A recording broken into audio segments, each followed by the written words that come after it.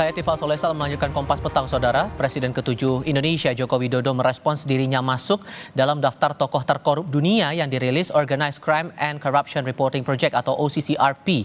Jokowi meminta bukti dan menganggap tuduhan itu sebagai fitnah dan framing jahat. Menanggapi dirinya masuk dalam nominasi tokoh kejahatan terorganisasi itu, Jokowi meminta bukti.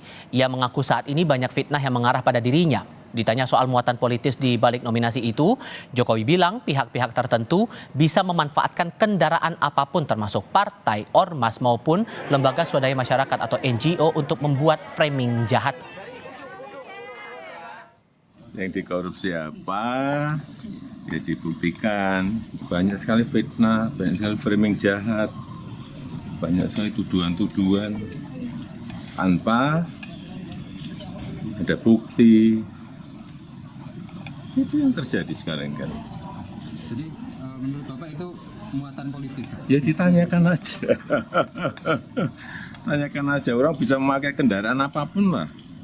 Bisa pakai NGO, bisa pakai partai, bisa pakai ormas untuk menuduh, untuk membuat framing jahat, membuat tuduhan jahat-jahat seperti itu. Nama Joko Widodo masuk dalam daftar tokoh terkorup dunia versi Organized Crime and Corruption Reporting Project atau OCCRP.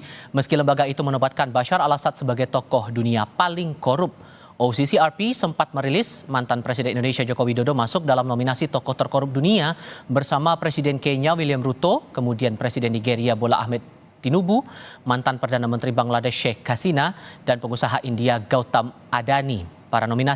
Para nominasi ini didapat dari pembaca, jurnalis, juri, diantaranya pendiri OCCRP Paul Radu dan Drew Sullivan. Menanggapi masuknya Presiden ke-7 RI Joko Widodo dalam daftar tokoh terkorup dunia versi OCCRP, Ketua Umum Jokowi Mania Immanuel Ebenezer mempertanyakan kredibilitas dan keberpihakan lembaga itu. Ebenezer antara lain bilang, kredibilitas dan netralitas tim penilai OCCRP sangat meragukan. Terbukti katanya dari hasil penilaian mereka yang ngawur apa yang dikorupsi Jokowi. Ketika ada pihak yang berusaha menyerang Indonesia dengan memojokkan mantan pemimpin nasional, kita harus bersatu melawan ini. Ia menambahkan, ini soal martabat kita sebagai bangsa, jadi masalah ini tak bisa dianggap remeh. Kami kutip dari laman occrp.org.in. Organisasi ini didirikan oleh wartawan senior investigasi Drew Sullivan dan Paul Radu pada tahun 2007 di Eropa Timur. Lembaga itu merupakan organisasi jurnalisme investigasi terbesar dunia yang berkantor pusat di Amsterdam, Belanda dan memiliki staf di 6 benua. OCCRP, organisasi berita nirlaba dengan sejumlah mitra di berbagai negara.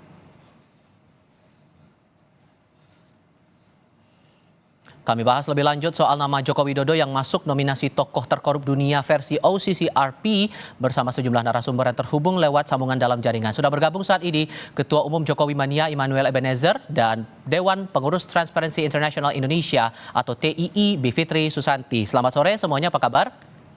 Selamat sore. Terima kasih semuanya sudah bergabung. Selamat tahun baru sebelumnya. Bang Noel, begini, Anda sempat menyampaikan dalam rilis kepada wartawan, Anda meragukan kredibilitas lembaga ini. Hal apa yang menurut Anda paling meragukan, terutama masalah penilaian terhadap nama Joko Widodo ini? Pertama gini, temuan apa yang menjadi dasar ketika OCCRP ini mengambil sebuah kesimpulan bahwa Pak Jokowi tokoh terkorup, sedangkan proses peradilan belum ada. Lantas kemudian sudah merilis bahkan memframing seakan-akan Pak Jokowi ini sebagai tokoh paling korup sedunia. Menurut saya ini bukan sebuah sikap yang terhormat dari sebuah lembaga investigasi. Makanya jujur saya curiga jangan-jangan ini sengaja proksi intelijen yang melakukan propaganda yang ingin menghancurkan tokoh-tokoh bangsa ini yang dicintai oleh rakyatnya. Artinya apa yang dilakukan OCCRP ini tidak akan mempengaruhi cinta rakyat Indonesia terhadap Pak Jokowi sebagai pemimpin. Dan saya rasa ini kita harus lebih berhati-hati ke depan ya. Saya nggak tahu ke depan ini apalagi yang akan dilakukan oleh lembaga-lembaga internasional terkait Indonesia ke depan. Karena mereka melihat Indonesia ke depan ini kan semakin maju dan semakin bagus. Apalagi kita lihat pemerintahan Pak Prabowo ini ke depan ini kan pemerintahan berkelanjutan. Banyak tugas PR bangsa ini akan ditargetkan untuk lebih maju dan lebih cepat. Apalagi kita menghadapi 2045 adalah tahun emas untuk bangsa ini. Makanya ada narasi besar untuk menuju 2045 apa? Yaitu Indonesia yang unggul, Indonesia unggul gitu. Oke. Jadi kita Kalau akan melahirkan melihat bibit-bibit dari unggul. proses penilaiannya disebutkan bahwa ini dilakukan proses voting, kemudian ada jurinya, Bang. Anda bagian mana yang Anda ragukan? Loh, kita nggak tahu mereka dari mana bukti-bukti bahwa Jokowi korup. Apakah ada proses peradilan, adakah semacam keputusan pengadilan? Harusnya ada parameternya dong. Jangan lantas membuat framing, kemudian disebarkan, dirilis tanpa ada sebuah keputusan hukum. Ya ini kan pelanggaran juga dong. Makanya saya bilang saya mempertanyakan kredibilitas keputusan itu.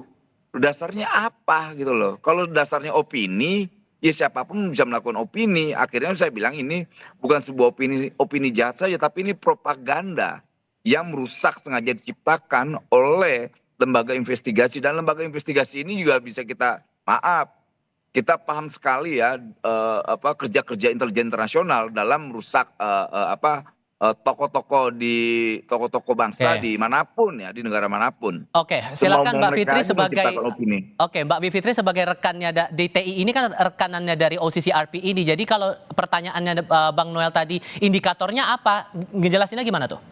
Jadi begini, bukan rekanan dalam arti kami yang bikin riset tuh nggak ada ya. Jadi memang OCCRP itu jaringan besar dari orang-orang atau jurnalis yang melakukan investigasi. Dan ini sangat lazim. Pertama saya mau katakan begini dulu, kita ini kan janganlah buruk muka cermin dibelah gitu ya. Kalau misalnya mau dilihat mau menghancurkan tokoh segala macam, coba aja kita lihat apakah Bashar al-Assad itu mau kita anggap sebagai tokoh bangsanya sendiri, sementara dia sudah diusir keluar dan punya catatan kelam yang luar biasa. Begitu juga Presiden Kenya dan lain sebagainya. Nah tapi lepas dari itu, menurut saya ketika kita mau menilai suatu laporan seperti ini, ada dua hal yang mesti kita lihat. Pertama metodologinya, dan yang kedua organisasinya. Dari segi metodologi, kalau memang diakui salah, silakan dibongkar metodologinya, tapi juga tidak tepat untuk meletakkan sebuah hasil jurnalisme investigatif. Nih Kompas kan tahu sendiri pasti sering melakukan ini juga dengan kerangka hukum pidana. Kita tahu misalnya Times dulu pernah bilang Soeharto Incorporated, inget nggak tahun 98-99? Kan sebenarnya sampai sekarang memang nggak pernah juga ada tindak pidana korupsinya. Kalau pakai kerangka hukum ya, karena kita harus paham bahwa kerja-kerja jurnalisme justru untuk melaporkan hal-hal yang oleh sebuah sistem hukum yang korup tidak bisa diurai. Makanya jurnalis itu biasa jadi pegangan buat masyarakat sipil. Nah ini yang sebenarnya mereka tengah lakukan. Dan yang kedua dari segi siapakah mereka di balik itu, saya kira dari websitenya sudah cukup jelas ya, bahwa dari segi kredibilitas mereka memang latar belakangnya adalah jurnalis investigasi semua begitu, dan kita bisa lacak bahkan seterang-terangnya bagaimana organisasi mereka, bagaimana pendanaannya dan lain sebagainya. Jadi, kalaupun kemudian direspon oleh Pak Jokowi itu sebagai upaya framing jahat terhadap dirinya, tadi Bang Noel juga bilang ini upaya proksi gitu, gimana tuh? Ya kalau Pak Jokowi yang ditanya ya pasti ya, siapa saja kalau ditanya ada yang bilang kamu jelek loh, pasti dia akan membalasnya tentu saja dengan defensif duluan. Tapi sekali lagi saya mau mengingatkan semuanya, termasuk Pak Jokowi, termasuk Bang Noel, bahwa melihat reporting dari jurnalis seperti ini tidak boleh pakai kerangka hukum pidana. Belum pernah tuh ada putusan pengadilannya seperti yang saya katakan tadi. Kita mau bicara Marcos, kita mau bicara Soeharto, kita mau bicara banyak pemimpin lainnya yang sampai kabur seperti Bashar al-Assad tadi. Tentu saja tidak ada putusan pengadilannya, dan itulah tugas dari jurnalis untuk melaporkan hal-hal seperti ini. Dan saya kira ini jadi bagus buat kita untuk memikirkan kembali, kalaupun belum ada putusan pengadilannya, ke depannya apa nih yang mesti kita lakukan supaya pemimpin yang seperti ini citranya tidak bisa muncul lagi dalam sistem kita yang demokratis. Mestinya seperti itu. Jadi jangan langsung, wah nggak bisa, ini pasti dari intelijen mau menghancurkan Indonesia. Saya kira itu ya buruk muka cermin dibelah gitu ya. Jadi terlalu nasionalistik sehingga tidak bisa objektif melihat situasi dalam sebuah negara hukum yang memang lagi rusak. Kan diletakkannya Jokowi dalam nominasi kedua itu juga karena dikatakan tidak hanya korupsinya di kasus ini, tapi bagaimana pemimpin-pemimpin yang masuk nominasi itu merusak sistem hukum sehingga demokrasi juga mundur. Dan Dibilangnya TII tidak hanya melihat bahwa corruption, tapi sebetulnya nama organized Jokowi crime. ini sempat diprediksi sebelumnya akan masuk dalam nominasi itu, Mbak. Bagaimana? Diulang Apakah lagi? dari TII sudah memprediksi bahwa nama Jokowi akan masuk dalam nominasi itu? Oh, kami sih kami tidak ikut serta sama sekali dalam penjurian atau apapun ya. Jadi ini memang voting di antara para jurnalis. Ini saya kira hanya jaringannya saja. Jadi nggak ada perkiraan apapun, nggak ada pembahasan apapun. Tahu-tahu langsung keluar seperti ini. Jadi Oke. prosesnya nggak ikut serta sama sekali. Idealnya menurut Anda, Bang Noel, kalau kemudian mau ada penilaian semacam ini, indikator apa yang harusnya dipakai? Ya harus ada dong, pertama-tama ada fakta. Itu yang paling standar lah. Atas ada sebuah keputusan hukum. Kalau cuma opini, siapapun bisa membangun opini. Nanti juga kita bisa membangun misalnya siapa yang orang baik kita bikin jahat. Karena opini-opini yang sesat, karena ada faktor subjek. Saya nggak yakin jujur yang namanya gerakan-gerakan investigasi internasional saya nggak pernah percaya jujur ya. Wajib saya jujur nggak sangat tidak percaya. Hal yang Anda ragukan? Sangat diragukan. Ya artinya lucu aja. Masa disamain Mama Bashar al-Assad, Presiden Suriah yang jelas-jelas. Ya kita tahu lah di sana banyak proksi lah. Konflik sana lepas dia punya sejarah kelam atau tidak. Tapi yang nggak pantas lah. Masa Jokowi disamain dengan Bashar al-Assad yang diusir oleh rakyat sendiri dalam kondisi perang. Loh, kondisi kita kan tidak perang, tidak korup. Gitu. Makanya saya ketawa aja kalau ngeliat kawan-kawan itu. Ya udah kalau mau kita mau marah, mau apa silakan aja. Tapi saya rasa tidak ada yang satu pun punya hak moral untuk mendikte tokoh-tokoh bangsa inilah. Kecuali bangsa sendiri, kayak begitu kira-kira. Oke. Kalau Mbak Bivit, analisisnya bagaimana menangkap nama Pak Jokowi ini masuk? Menurut Anda, hal apa yang kemudian nama Pak Jokowi ini bisa muncul masuk dalam nominasi itu? Analisis Anda gimana, Mbak Caya? Pertama gini, kita harus pahami report atau laporan-laporan seperti ini adalah persepsi. Sama kayak IPK ini sebentar lagi akan keluarkan indeks persepsi korupsi. Dan banyak lagi bahkan Kompas, Litbangnya juga sering melakukan persepsi-persepsi publik itu seperti apa. Jadi bacalah dengan cara itu. Kalau secara metodologi salah, silakan kritik metodologinya. Tapi untuk buru-buru bilang ini pasti konspirasi, propaganda dan lain sebagainya, itu saya kira bukan sikap keilmuan yang baik juga begitu ya. Tapi yang kedua juga kita harus soroti kenapa nama itu muncul. Jangan lupa apa yang terjadi tahun lalu, dan kita kan tahun baru nih ya. Tahun lalu itu kan luar biasa ya, bagaimana hukum dimanipulasi dengan putusan 90 yang kita bilang saja skandal Paman Usman begitu ya, yang merusak seluruh sendi-sendi negara hukum dan juga sistem politik kita, yang mungkin di mata Bang Noel tidak bisa diterima, karena tentu saja kita harus sebutkan juga Bang Noel ini selain Jokowi mania juga sekarang jadi wakil menteri ya, jadi ada balas jasa terhadap apa yang sudah dilakukan selama tahun lalu, tahun politik itu. Tapi yang dibaca oleh publik yang berbeda pandangan dengan Bang Noel adalah ada kerusakan hukum yang luar biasa, dan barangkali ini yang dipersepsikan oleh para jurnalis yang ikut voting dalam proses itu. Dan ini kan kita mesti lihat juga laporan dari banyak media massa internasional tentang Indonesia sangat kritis, banyak sekali. Cuma di Indonesia sendiri saja yang masih belum mau mengakui situasinya. Beb, gue sedikit terusin. Balas politik apa yang dilakukan Jokowi? Ini gue ini diterorisin di rezimnya dia. Gue dipecat dan dipermalukan secara politik. Bahkan hak perdata gue dicabut tuh. Gitu loh. Kalau kemudian dibilang balas budi politik yang mana? Gue dihina di republik ini. Gue diterorisin. Ya nanti itu kita bisa diskusikan lebih lanjut ya. Tapi kita harus melihat juga jadi kenapa ada pandangan yang berbeda yang masih menganggap Jokowi itu tokoh bangsa. Nggak ada balas politik. Gue ini dihina di bangsa ini. Gue diteroriskan. Kemudian hak perdata gue dicabut. Mungkin saja begitu, tapi ada kontras yang luar biasa di antara kita ketika Bang Noel masih bilang Jokowi tokoh bangsa.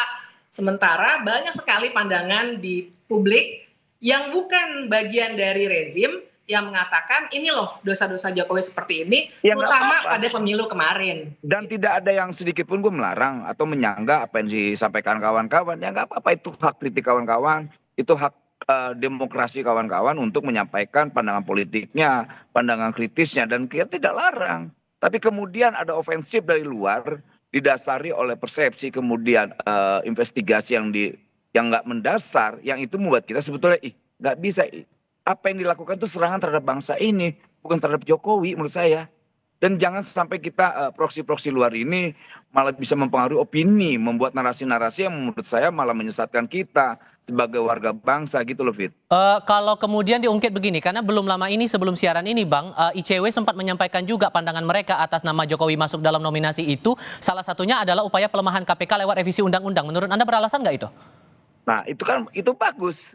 Nah dari sudut pandang kawan-kawan ICW ini loh, karena lemahnya KPK dan sebagainya, kita senang aja, nggak masalah gitu loh. Nah, kemudian yang buat kita marah itu kok disandingin dengan Bashar al-Assad, kemudian pemimpin dari Afrika mana itu, kan ini gila bangsa ini kok nggak merasa dihina. Enggak, menurut saya dengan, sih kita objektif aja.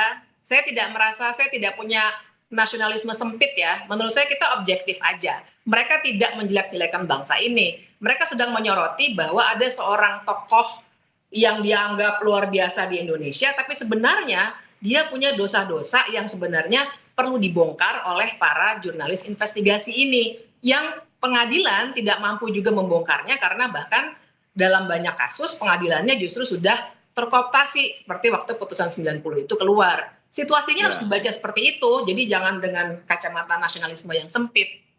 Gue gini, Pit, gue ini bukan seorang ultranasionalis, gue orang yang paling rasional lah dalam melihat kritikan-kritikan. Kita ini semangat demokrasi, gue masih punya semangat untuk menjaga demokrasi lebih baik, tapi kemudian ada ofensif dari luar ya, kita bisa berbeda dalam sudut pandang ini. Tapi sekali lagi, ini bukan soal gue seorang ultranasionalis lah ya, orang yang sangat rasional dalam berpikir gitu. Dan Kemudian sesungguhnya kalau menurut Anda Bang Noel, pandang, selama Pak Jokowi jadi presiden itu semangat anti korupsi seperti apa sesungguhnya dibangun yang bisa membantah penilaian dari OCCRP ini? Ini saya sih sepakat dengan misal kayak kawan-kawan menyampaikan terkait undang-undang MK lantas apa, ya nggak apa-apa, itu bagian kritikan yang bagus gitu loh. Dan bahkan saya termasuk bagian kawan-kawan yang mengkritik hal itu gitu loh. Saya banyak hal yang kita lawan saat itu, banyak hal kok. Dan Bivitri sama secara sudut pandang dengan kita yang ada di ya kayak saya beginilah. So follow up apa yang harusnya bisa ditunjukkan begitu Mbak Bivit dari munculnya nominasi ini?